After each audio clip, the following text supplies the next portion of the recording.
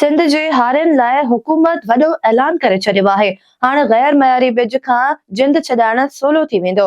उपति वधंदी त मुआशी हालतूं बहितर थींदियूं। सिंध हुकूमत फ़ैसिलो कयो आहे त हारियुनि खे सरकार मयारी बिज फराहम कंदी। हाणे खेनि निजी शोबे खां बिज ख़रीद करण जी ज़रूरत न पवंदी। सिंध सीड कॉर्पोरेशन जे समूरे सूबे में मौजूद ज़रे ज़मीन जी जियो मार्किंग कराइण जो बि फ़ैसिलो करे वरितो आहे। सिंध सीड कॉर्पोरेशन जी कारकर्दगी जो जाइज़ो वठण लाइ ज़राअत वारे वज़ीर सरदार मोहम्मद बख्श महर जी सदारत में इजलास थियो, जंहिंमें सेक्रेटरी ज़राअत Mohammad Zaman Narejo, additional secretary Idrees Khoso, MD seed corporation Abdul Fatah Hulio ऐं ॿियनि अमलदारनि शिरकत कई। इजलास में सिंध सीड कॉर्पोरेशन जी मजमूई कारकर्दगी जो तफ़सीली जाइज़ो वरितो वियो, जॾहिं त अमलदारनि पारां रिपोर्ट्स पिणु पेश कई वयूं। ब्रीफिंग में ॿुधायो वियो त गुज़िरियल साल 352 एकड़ वधीक ज़मीन ते कणक जी पोखी थी।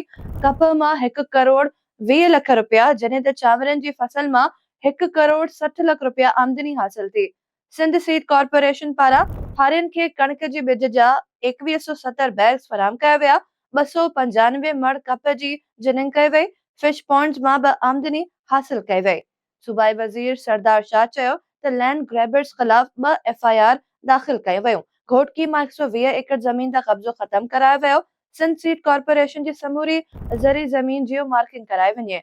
ज़मीन जूं हदूं, रुक़बो ऐं जॻह जीपीएस ऐं नक्शनि ज़रिए कंप्यूटर में महफ़ूज़ कई वेंदियूं। ईंदड़ वक़्त में हारियुनि खे सिंध सीड कॉर्पोरेशन ज़रिए सरकारी मयारी बिज सस्ते अघनि ते फराहम कयो वञे।